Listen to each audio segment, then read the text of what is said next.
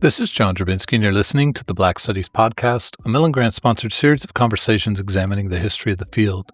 Our conversations engage with a wide range of activists and scholars, from senior figures in the field, graduate students, and everyone in between, cultural workers and political organizers, in order to explore the cultural and political meaning of Black studies as an area of inquiry and its critical methods. Today's conversation is with Natasha Henry-Dixon, who teaches in the Department of History at York University in Toronto, Ontario. Along with numerous scholarly and public-facing pieces, she is the author of Emancipation Day, Celebrating Freedom in Canada from 2010, and Talking About Freedom from 2012. In this conversation, we discuss the history of Black people in Canada, the complicated relationship between the 4 centuries of Black presence and the place of immigrants in the Black Canadian imagination, and the importance of public history, education, and Black study. Good afternoon, Natasha. How are you today? I'm great, John. How are you doing? I'm doing good. It's a couple weeks before the beginning of the semester, as we were talking about just before I hit record, and so there's a lot of denial, but Yes. but everything's good. I'm really happy that we have time to talk on the podcast. I will, and this will be a theme in some of these recorded in late August. I do want to make a public apology for my bad email over July. It was a tough month. So. Oh, no need to apologize. It's, a time to relax as well, try to get some work done. So we're juggling a lot, but we're able to fit in our conversation today. So that's great. Exactly. No, I appreciate your patience and really happy that you made the time. I think there's so many interesting things about the kind of work that you do and where you do it. And so I think this would be a fantastic contribution to the series. I'm really happy to have another perspective on Black studies, study of Black life from people working in Canada. I think it's important to get outside the United States as much as possible on this podcast. So in addition to all the things about the content, also the geography, I think is an important part of this, which is just a way of saying welcome to the Black Studies Podcast. Thank you. This is, it's a great opportunity to chat with you. And I've been listening to the podcast and really enjoying the conversations and the breadth of topics. And so I'm really glad to be part of it. I love that. I'm so happy when people listen. There's that part of me that just thinks, are we doing this and no one listens? I see the statistics, but I'm like, people listen. So I'm really glad. I'm glad you're enjoying it and to have your contribution. And, we'll have a chance to talk about your work, sort of how you think about the field of Black studies and the study of Black life. Thinking about it both in terms of geography in relation to your own research and teaching. But I wanted to start with a more personal question and just ask you, what drew you to the study of Black life? What kind of questions, what kind of experiences, what got you interested in Black studies? And always for me also, what sustained you in relation to this kind of work? Mm-hmm. For me, I came to Black studies as a personal journey, a search for self. When I was in high school, I was trying to understand my identity as a Black girl born in Toronto to Jamaican immigrant parents. And, just started to have questions as my world began to grow and was traveling outside of Toronto. Just started to have questions about, were Black people here? What were they doing? And so that is actually what launched me into researching and learning more. When I was in high school, I was wondering how long Black people had been in Toronto and in Canada. Did everyone or the majority come from, for example, Jamaica or the Caribbean like my parents did? What was the, ethnic makeup of the Black population in Canada? And in starting to do some research, I found a book called The Freedom Seekers by Daniel Hill. And he was an African American who immigrated to Canada with his wife, Donna Hill, who was white, and actually had a great impact on documenting Black history, and maybe we'll circle back to that as I talk about my career. And came across this book and was just mesmerized that he had documented so much about Black life. And coming to find out in reading this book that Black people have been in Canada since 1600s. And that just didn't match up with what I was learning Hmm. in school. Hmm. In school generally, we learned very little about Black history.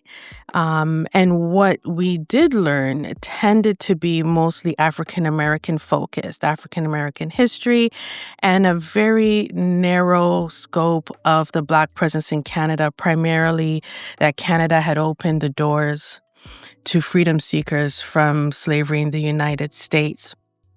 And we also something a bit not as normal for most high school students at that time in the early 90s was that we were reading Black texts, primarily African American texts. Though was able to read the autobiography of Malcolm X and a few other pieces, Toni Morrison, as in my senior years, the last couple years of high school. But that Canadian part was missing Hmm. for me. And so that is, again, that pursuit of answering that question, that big overarching question, what has Black life been like in Canada for these, almost 400 years at that time, was what drew me to Black studies. I then, in graduating from high school, I knew that I wanted to become a teacher. And so was, investigating universities and programs and then made the decision to attend York University because I would be able to take courses that were Black focused. Hmm. And so that just kind of again led me to be able to do some deep study around Black life while pursuing my university degree, my Bachelor of Arts, which I actually have a double major, honors major in African Studies and Anthropology, as well as complete my teaching degree. And so, in brief, that is what led me to Black studies, my personal journey, and it was being able to go to York University at a time where I was able to read a range of scholars from the African diaspora. I was also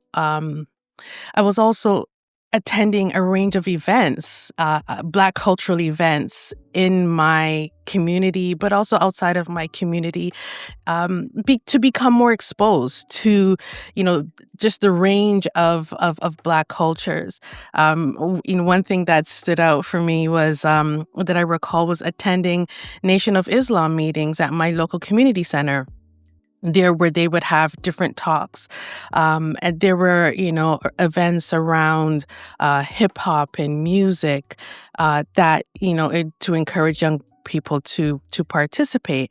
And so, I wanted to learn, I just wanted to delve into everything Black Mhm. and was able to do that when I got to York University. There were courses, as I mentioned, I was in the African Studies program.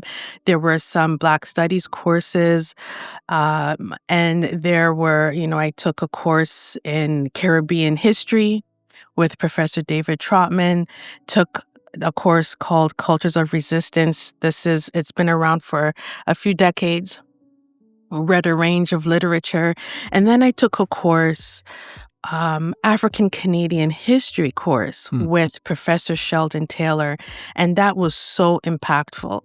And again, this just confirmed for me that this is what I wanted to delve deeper into as a career. And so then it led me to a parallel path of investigating and researching Black history in Canada as well as education. Because for me,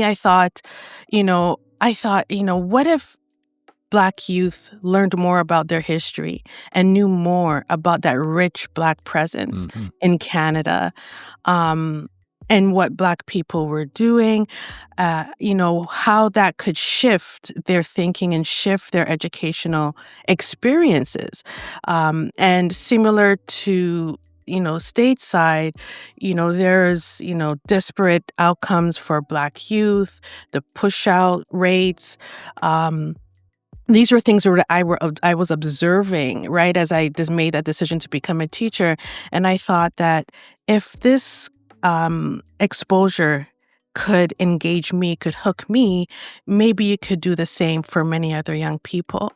And so, for me, I then also wanted to, as an educator, make this history about Black people in Canada, the African diaspora, available to young people so that they wouldn't have to and go it alone like I did, that Hmm. it would be part of the curriculum. And in going through the Faculty of Education, I came to learn that there wasn't one thing about the 400-year presence of Black people in Canada that all students in this province here in Ontario had to learn about Black history. There wasn't one thing that was compulsory. Anything that was taught was, at the will of individual teachers who were doing it, but obviously in an uneven way, right? In a very limited way.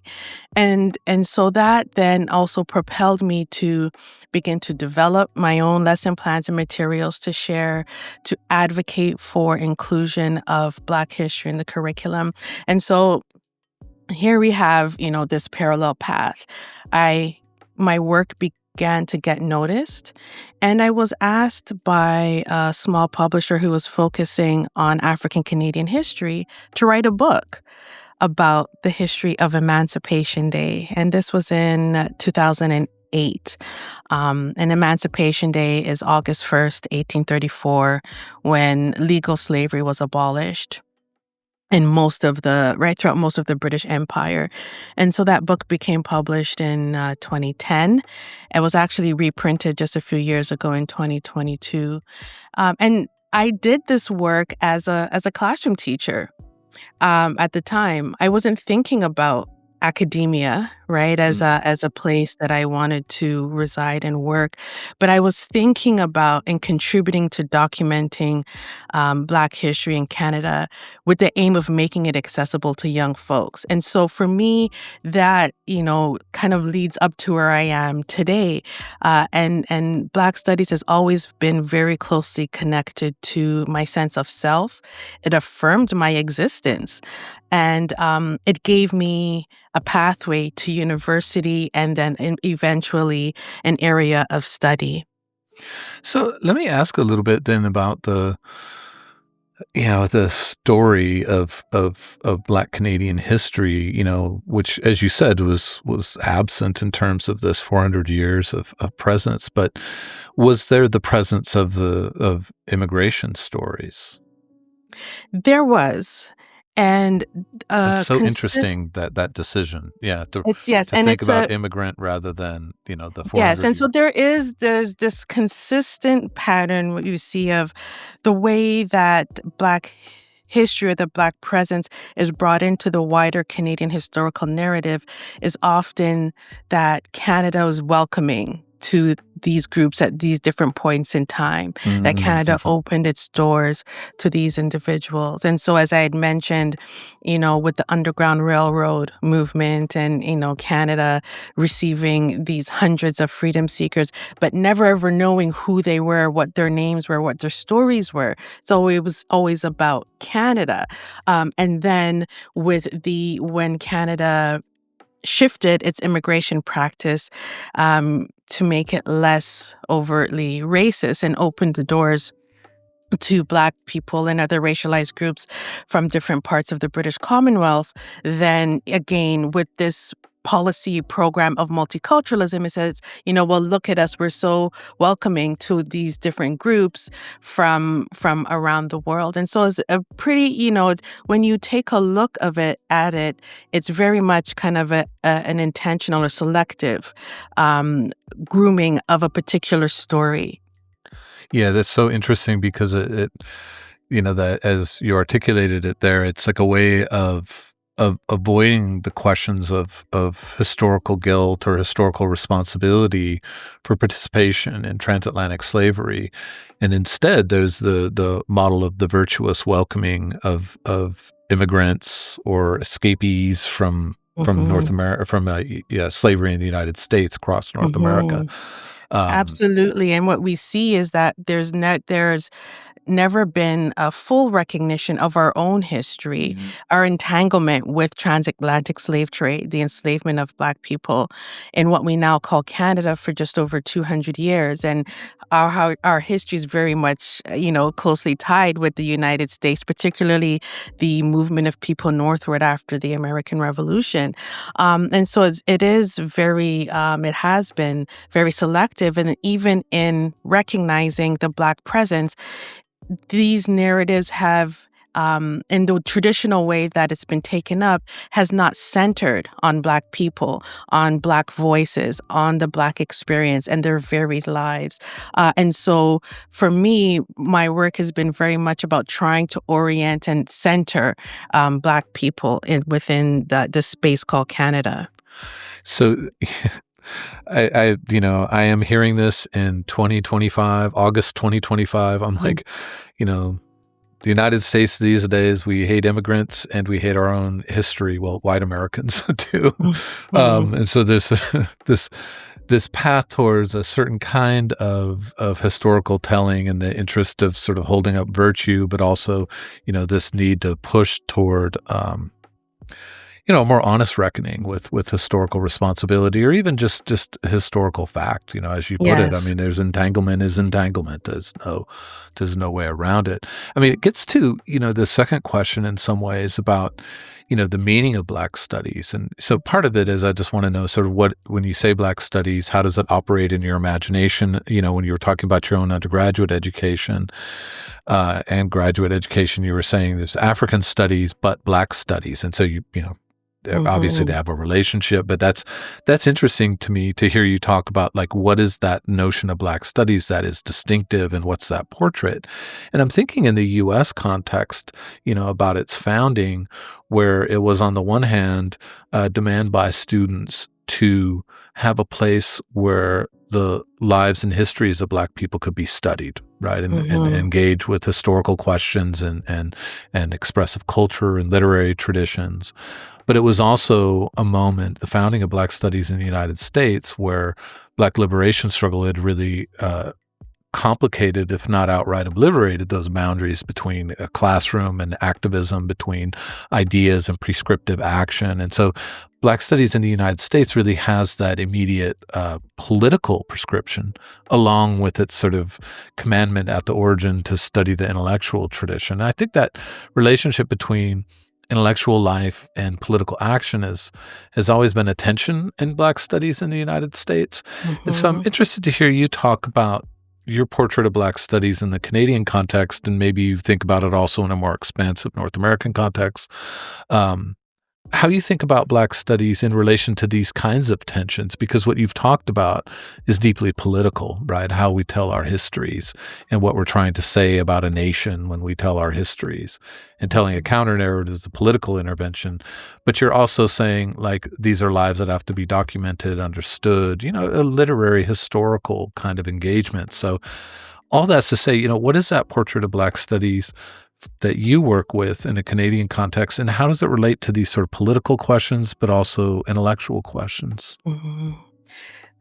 Well, Black studies, so I see it as um, a real broad sense of studying Black life. And that has been taking place for quite some time. And then you have the more formalization of Black studies through developments of programs, which in the Canadian context is more recent. The origins of broad Black studies is similar to that of the United States, albeit not on the scale of the US with the protests and the responding violence, but very much influenced and connected to this movement in North America. There is, some distinctions. Here, it was very much informed by immigration of people from the Caribbean in the 1960s and 70s, people who were coming from the Caribbean as students and attending universities, and they were, participating in growing anti-colonial movement, anti-apartheid movement. And there were also some students from continental Africa as well attending these universities. And what happened there was an incident that took place known as the Sir George Williams Affair in Montreal, Quebec, what is now Concordia University, in late 1960s, 1968, 69, where there's a handful of students who were taking a science class charged the professor with anti-Black racism. They had tested by submitting work with some fellow white students. They had switched names, handed in the similar work, but the Black students received lower grades. Huh. And so brought this to the attention of the administration, who said that they would investigate. They took quite a bit of time and almost a year, and then it, became something that festered, and the students started to protest. They were locked in. They went into a computer lab, and a fire was started. And so the origin of the fire was: did the students start it, or did the police start the fire to try to get the students out? Those students were arrested. A lot of the Black students, some of them were then shipped back to the Caribbean. Some remained here. And so this took place alongside, community activism and support for these students. And so the outcomes of that was the introduction of an African Studies program at McGill University and investment into some community-based programs, including here in Ontario and Toronto. There was funding for Black heritage programs in Toronto elementary and secondary schools. And so what we start to see is young people advocating for more courses out of coming. So this is right an after effect of this uprising. And so we get, more courses. And so these are kind of loose courses scattered around different institutions. And then we start to see, this kind of grow. And yes, over time it did become more stagnant in the 90s. But then we get another generation of young people, including myself in the 90s, who were taking some of these existing courses and then wanting to push for more and the more formalization of Black studies programs. At York University, this led to a certificate program. Then there's more recent minors and just a couple of full programs recently. And so they drew on activism and this intellectual history as well from the U.S. In terms of envisioning what was possible in the Canadian context. And so, I see it as I mentioned, you have this broad, informal, if you will, space of Black studies through different programs, literature, Caribbean studies, and the African diaspora broadly, has a very diasporic genealogy. But there wasn't and continues to not be enough specifically on the Canadian context. And so I think oftentimes what I've seen is this, a very strong definition of Black studies, which is rightfully rooted in the American context. But we should be looking to how interconnected as well this is. At the time of that affair, the Sir George Williams affair, Stokely Carmichael was there Oh, really? He was there with students helping Hmm. to mobilize, Amazing. and we start to see, they were holding student conferences in 1968, 1969, drawing students from the United States and activists, Black Power activists from the Caribbean, and so Canada has and actually has always been this kind of center of Black intellectual engagement, drawing on people from different spaces and influencing that. And so I think the we should be seeing ideally Black studies as very broad. How could we see this as an intellectual space that is both broad and specific, right? And regionalized and paying attention to both of those things. I love that. Thank you. That's extremely interesting. The, you know, I want to call it a tidbit. It's not a tidbit. This really important thing about Carmichael being there in Mhm. this Mhm. moment, and these cross border, collaborations. I mean, it does make me think a lot about the future of Black studies, um, needing to do that kind of work, Yeah, and and just to show you across the U.S. and Canada. the extent to that is of which, Canadian and American intelligence were exchanging information Oh wow. on these Black radical activists, student activists, if you will.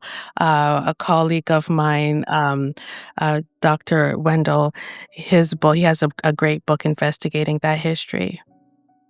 Thank you. I mean, there's lots of things already make this podcast worth it, but that genealogy of Black studies in Canada, that's incredibly important. Thank you for that. Mhm, you're Um, welcome. and let me ask you then a little bit about your work. You've talked about your interests, what motivated these, thinking about and writing and researching these histories of Black Canada. And I'm interested in thinking about it, your research in the context of Black studies broadly or, nationally in terms of Canada. What do you think that mix that you have and interests that you have in historical studies and political sensibilities, cultural history, how do you think it fits into the tradition of Black studies, but also what boundaries do you think it's pushing? Mhm. Well, I see my work as building on Black studies broadly, investigating Black life. And when I talk about or think about, the study of Black life, I'm always brought back to the broad mandate of Dr. Carter G. Woodson and the Journal of Negro History and Today Asala, right? And just this broad study of Black life. And I see my work as also building on the work of scholars of Black Canada who were both Black and white, those before me and those contemporaneously. I mentioned Daniel Hill, there's Leo Bertley, James Walker, Afua Cooper, Adrian Shadd, Carolyn Smarts Frost. There are so many people who have been, doing this work of building out Black Canadian studies. And so, I see my work as contributing to documenting and telling those stories. As I said, very much in a similar vein of the calling of, right, of Dr. Carter G. Woodson. And, just as an interesting point in looking at his work, the very early works of about Black people were written by white scholars, but were published in the Journal of Negro History in the 1920s and 1930s. Again, because he wanted to make space, right, for telling these stories and demonstrating the depth of the African diaspora.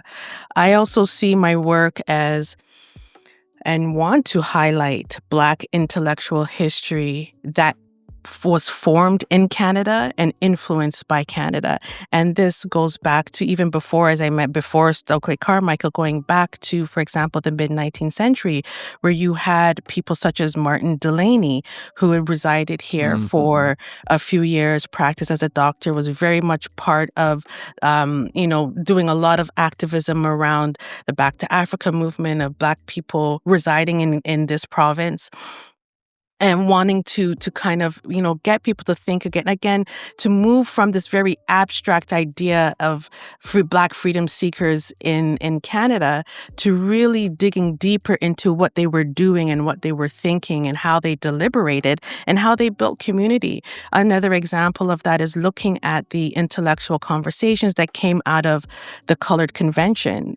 There was one pivotal one held here in Toronto in 1851, and that was one of the only ones held. There were 3 or 4 held here, but these were some of the few held outside of the United States. At the Colored Conventions movement, Canada was very much part of those conversations, and so I want to highlight that. I also, for me, it's important to ground my work in community, and in a myriad of ways. For me, the work that I've been able to do has been made possible by community people who have saved family histories and community stories and artifacts. And so I always seek to collaborate to enhance their work, because oftentimes these are volunteers, right, who have been doing this work for decades, to amplify their work, to support that through collaboration. And now, as a recent faculty member, I think it's important for me to draw on the university's resources in order to support that work. And so I'm currently curating an exhibit with the Archives of Ontario, our provincial archives. And in curating, I'm being very intentional in drawing on these smaller community organizations who have been doing this work, not just the large institution who is fairly recent to preserving and documenting Black history. And so I try to model that in my work.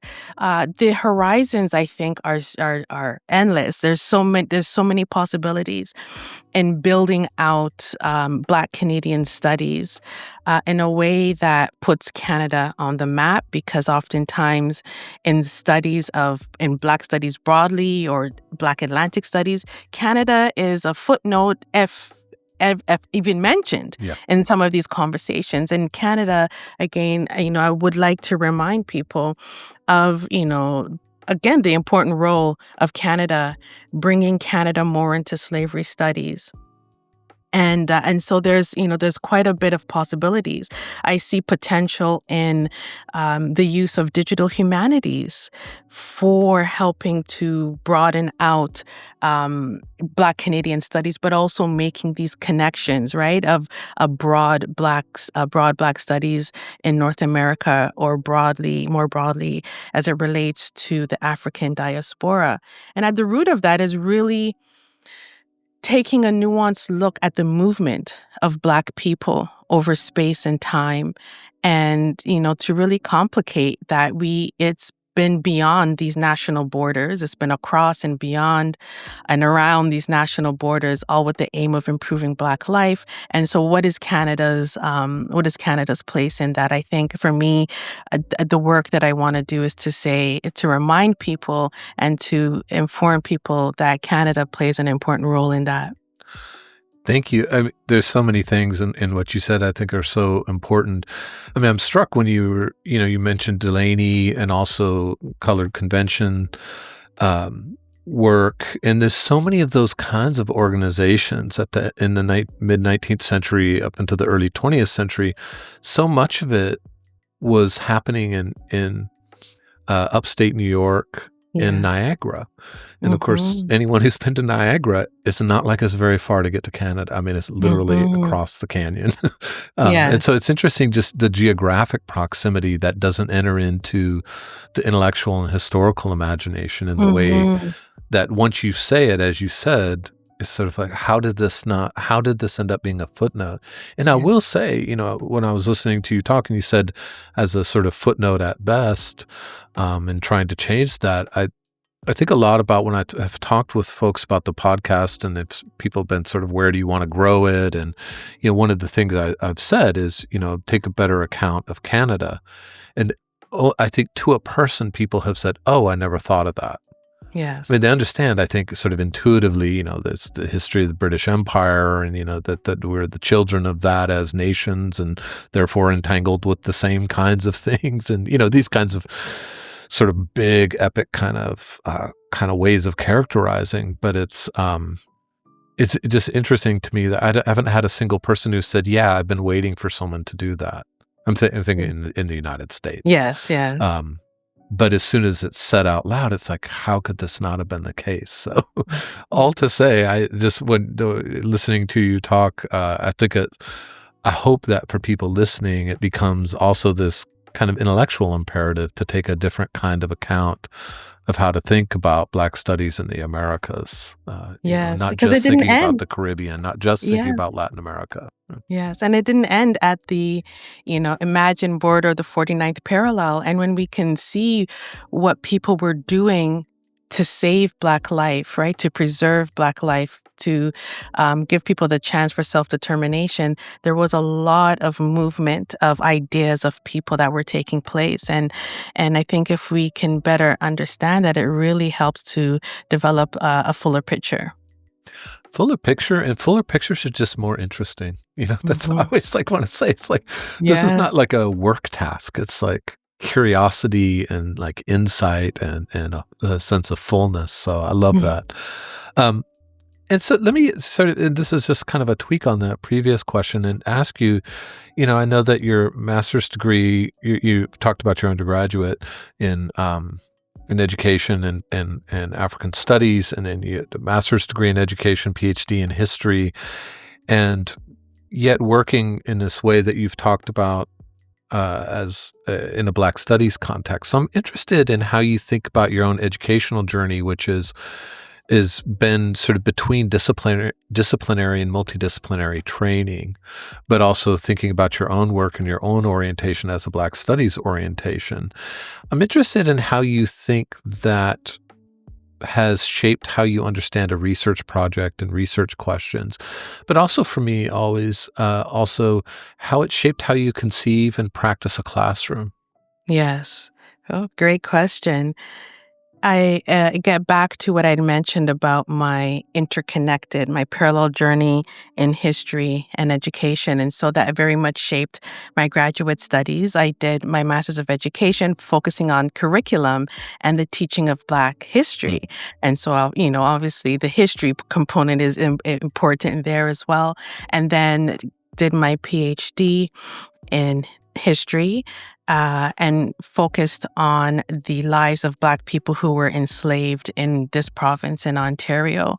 And so, being a classroom teacher for over 20 years before becoming faculty of recent, what has guided my work is who the audience is. And so thinking about my audience is always top of mind. Hmm. And for me, my primary audience is always has been outside of the university because I'm, as faculty, I'm newer to academia.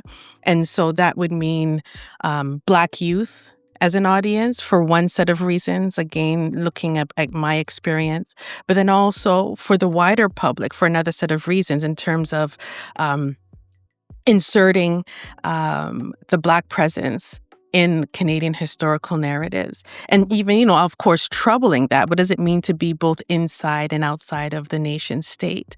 And then academia is another audience. And so for me, I think about what drives my work is how can I make my work accessible to people? And make it engaging so that people would want to learn more about the Black presence in Canada. And so even though, as I said, I'm starting my fourth year as faculty, I've been doing work, history-related work for a number of years, and which has actually been used in college and university classrooms for a long time, which is great. Yeah. And so that speaks to, again, and affirms that my work has been more, has been accessible.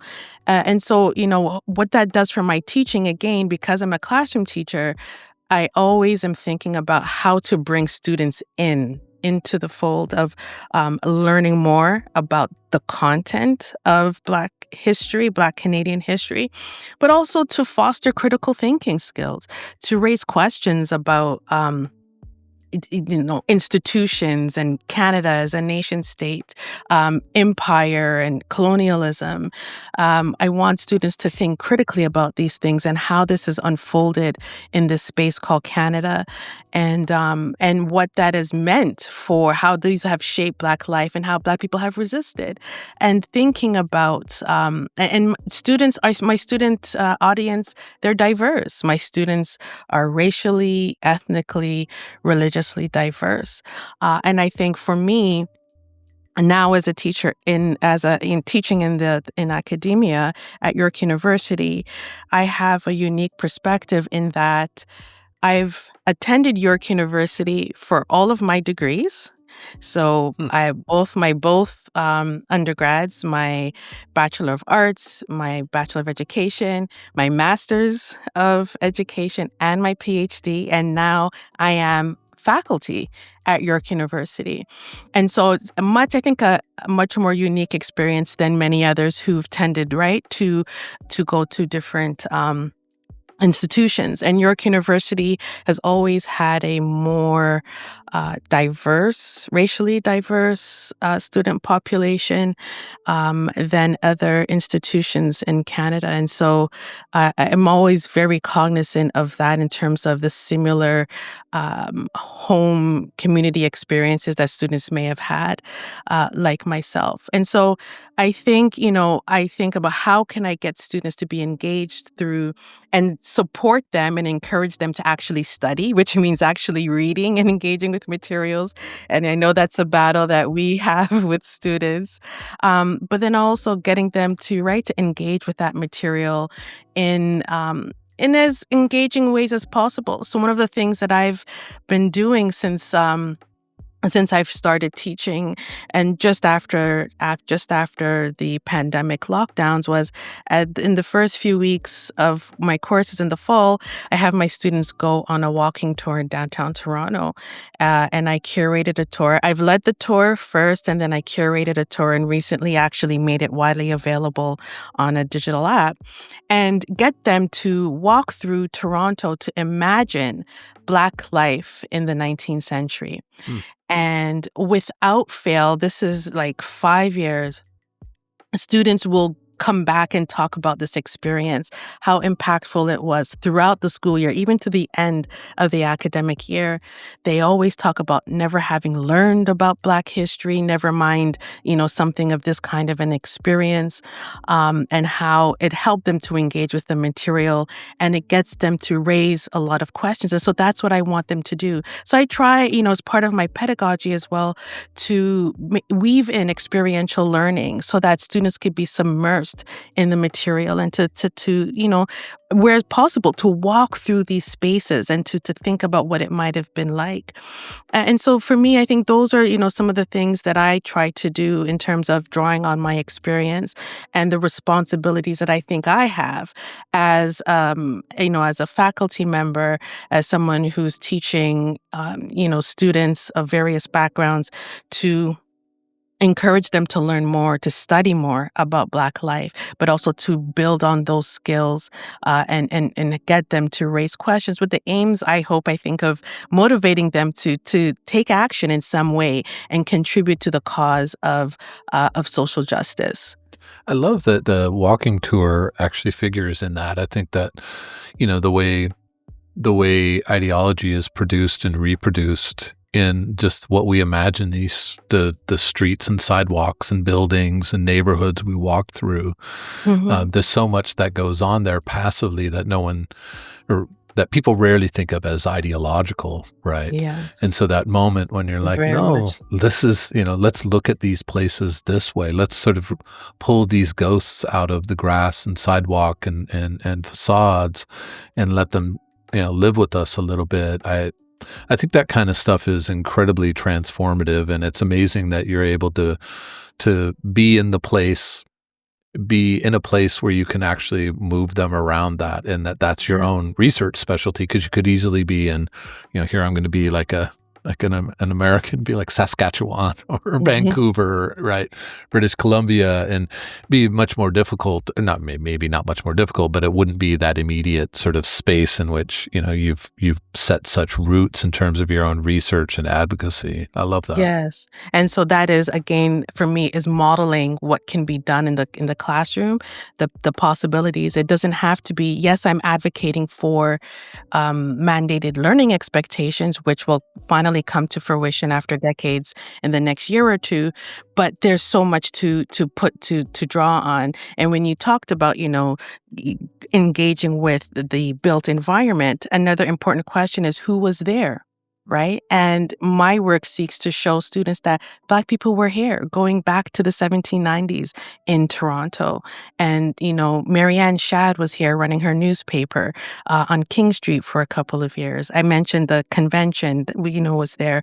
And so it's, when I get the reflections back from students and hear their feedback and how much they appreciated that experience, it lets me know that as a pedagogical approach, that it's definitely something that is very beneficial.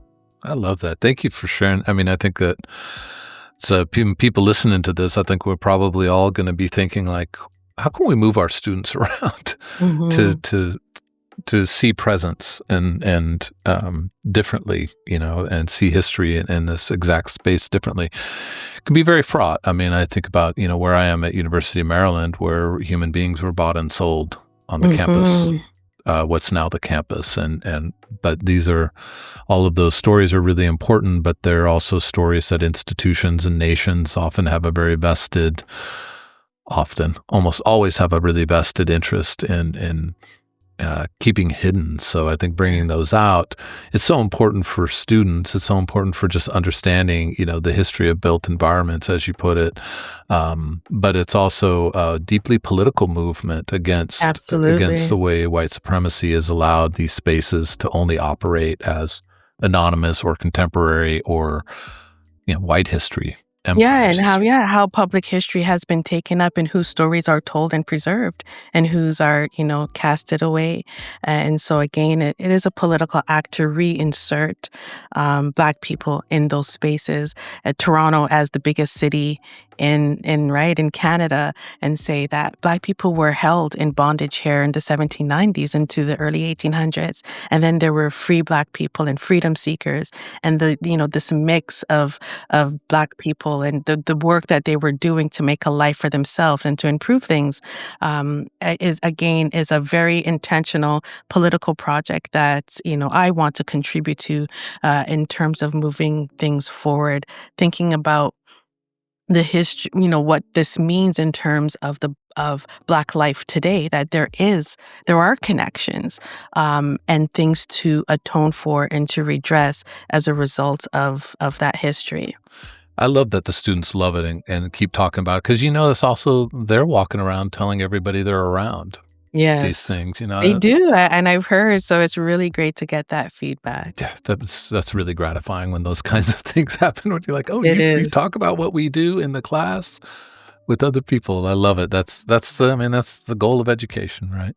Yes. Um, so as one first of last two questions for you, and you may have already answered this in some ways. You could say, look back at the last 46 minutes, and that's the answer. But Wow, I'm yeah. interested what you think that the field of Black studies has historically done well, but also what you think it has not done well. Mhm. Well, in terms of what Black studies has done well, I've seen, how it's been able to, as a result of the activism of the community, students, and faculty, the resulting investment and support in research. Um, Maybe not as of late, but that has grown, from the origins of the movement to present day.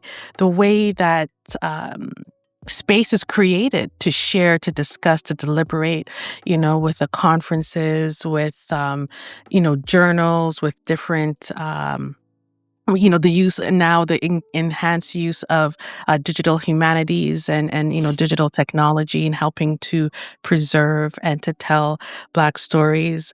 I think about, for example, the slave voyages database, and I know it's grown in a way in that is good, but I know there's also been, raises some concerns. But the fact that you're able to get the funding to grow these kinds of works to support this research has been great. I think about, that I talked about these spaces, Asala continuing the work that they've been doing for, over 100 years, and people are able to gather and to share their work. Um, I think that those things are done quite well, and again provide lessons um, for example, for us here in Canada as we seek to build out a Black Canadian studies, in terms of what can be done, the possibilities, and how we might want to do things differently. What has not been done particularly well. I think I would just kind of reiterate here my point around uh, the inclusion of Canada. I think that and the like the teasing out of the African diaspora experience. And so if you see, there's a consistent theme here in what I think about and what orients my work, that, you know, I think we can recognize and we should have a broad framing of Black studies and studying Black life, while also paying attention to regional distinctions and seeing how they can fuel and support each other. And so I think that that's an area for growth that I would like to see. Well, hopefully this conversation will do its part to push Hmm. towards that. Like I've said, I think it's incredibly important. I'm glad to have you working on it at so many levels. So thank you for that. And so, last question, in a Black Studies context, what's the question you would want us to all be asking, or what's the issue you would want us to all be thinking about? At this particular political moment, I think a question that I would ask is, are we ready to survive through and to weather the assaults on Black thought and the investigation of Black life? And by extension, what really is, in essence, an assault on Black existence. Hmm. And how are we prepared? And can we mobilize and organize in ways that we could support each other, again, across national borders? Because what might be amplified in the current moment in the United States will filter and is filtering out into other parts, into Canada, into Britain, and into the UK. And so, I think my question is, how, if we know, can we get ready together for what will be a long-term assault in the very marginal gains that we've made over the recent years? And so that then would call on us to hold on to our origins, Hmm. right? Yep. In the 21st century, through that activism, community level, at the academia level. And so the door is opened more in academia for Black scholars. What are we using that for in the endeavor to preserve and to grow Black studies, both inside the academy and outside, right? What lessons can we draw on from the origins of Black studies? But then also, what must be the new lessons that we must form, given our political context at this time? And so I think, there's a lot of sub questions there, but also, the larger question is, how can we be ready as a collective body, and it calls on us to engage in various actions and to support actions because that is what led us to where we are today. And so it's incumbent upon us to continue in that vein. What a amazing place to wrap this up. That's a real political and moral um, question, right? And really imperative. I love that. I mean, this is a terrible moment in so many ways, but as you said, terrible moments are terrible, but the point is like, you know, we have to be ready, right? Have to be, And definitely. I love that way of characterizing our task. So thank you so much. This has been a fantastic conversation. It has. It gives me a lot to think about and a lot to talk about, and I'm sure everyone listening will think the same. This is an amazing contribution to the series. Thank you so much, Natasha. Thanks for inviting me, John. It's my pleasure. Well, have a great rest of your day. You as well. All right, bye-bye.